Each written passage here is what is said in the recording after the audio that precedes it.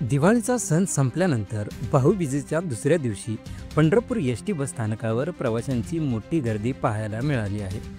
गावी सुट्टी घालवून आता नोकरीवर, शिक्षणासाठी आणि कामानिमित्त अनेक प्रवासी परत जात आहेत.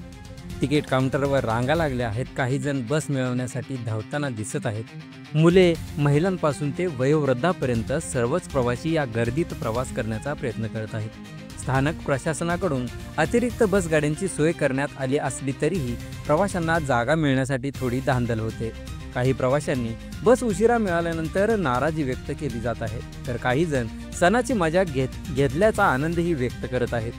दिवाळीचा उत्सव संपला तरी प्रवाशांची लगबग अजूनही कायम आहे.